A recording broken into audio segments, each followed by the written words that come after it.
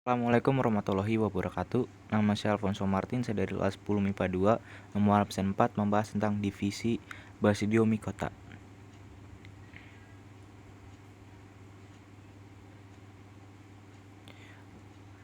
Pengertian divisi Basidiomycota. Basidiomycota adalah salah satu anggota kingdom fungi yang ciri utamanya menghasilkan spora berbentuk kotak. Spora tersebut dinamakan basidium, beranggotakan uniseluler dan multiseluler. Mereka dapat bereproduksi secara seksual dan aseksual. Habitatnya bisa ditemukan di perairan ataupun daratan. Karena variasi tersebut, maka sangat sulit untuk mengidentifikasi karakteristik morfologi kelompok ini secara umum. Pada umumnya organisme ini hidup sebagai aproba atau pengurai, tetapi ada juga yang hidup di tanah, tempat sampah, dan batang kayu.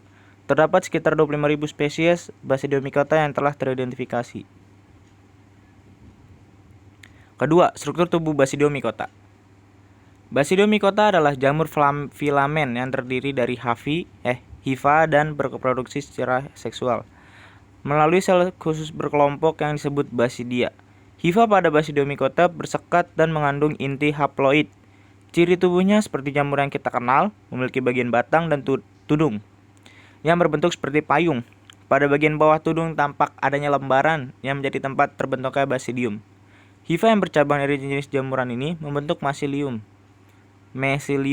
Kemudian mesilium membentuk tubuh buah yang disebut basidiokarp. Seperti gambarnya, di bawah tudungnya terdapat lembaran. Nah, dalam lembaran itu terdapat hifa, inti sel, dan septa. Ketiga, reproduksi. 1. Secara aseksual. Reproduksi secara aseksual terjadi dengan membentuk konidiospora. Konidia adalah spora yang dihasilkan dengan jalan membentuk sekat melintang pada ujung hifa atau dengan diferensiasi hingga terbentuk banyak konidia. Hifa haploid yang dia sudah dewasa akan menghasilkan konidiofor atau tangkai konidia. Pada ujung konidiofor kemudian terbentuk spora. Lalu spora tersebut akan diterbangkan oleh angin.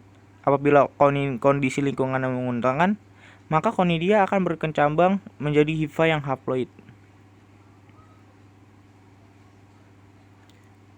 Kedua, B. Secara seksual atau generatif. Reproduksi seksual ini terjadi dengan pertemuan antara hifa positif dengan serta hifa negatif. Kedua, pertemuan tersebut akan membentuk terjadinya suatu proses plasmogami atau larutnya dinding sel. Setelah itu, inti dari salah satu hifa tersebut akan pindah lalu masuk ke hifa yang lainnya. Yang ketiga, proses ini terbentuk hifa dengan dua inti haploid tersebut berpasangan sehingga kemudian disebut dengan dikaryotik. Yang keempat, hifa diploid dikaryotik ini lalu akan tumbuh menjadi miselium haploid yang dikaryotik. Yang kelima, miselium tersebut juga tumbuh membentuk tubuh buah yang disebut dengan sebutan basidiokarp. Yang keenam, pada ujung hifa basidiokarp tersebut terjadi penyatuan dua inti haploid di dalam basidium itu menjadi diploid. Proses penyatuan tersebut disebut karyogami. Yang ketujuh, basidium tersebut kemudian membentuk 4 tonjolan yang disebut dengan sterigma pada ujungnya. Inti diploid di dalam basidium itu lalu membelah dengan secara meiosis menjadi 4 inti haploid. Yang kesembilan, selanjutnya inti itu akan masuk ke salah satu tonjolan sterigma serta akan berkembang menjadi basidiospora. Yang ke-10, apabila basidiospora itu terlepas dari basidium kemudian jatuh pada tempat yang sesuai, maka selanjutnya mereka akan tumbuh menjadi sebuah hifa baru yang haploid.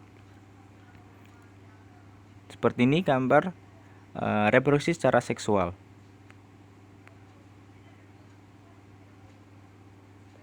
Yang keempat, peranan jamur bagi kehidupan. 1.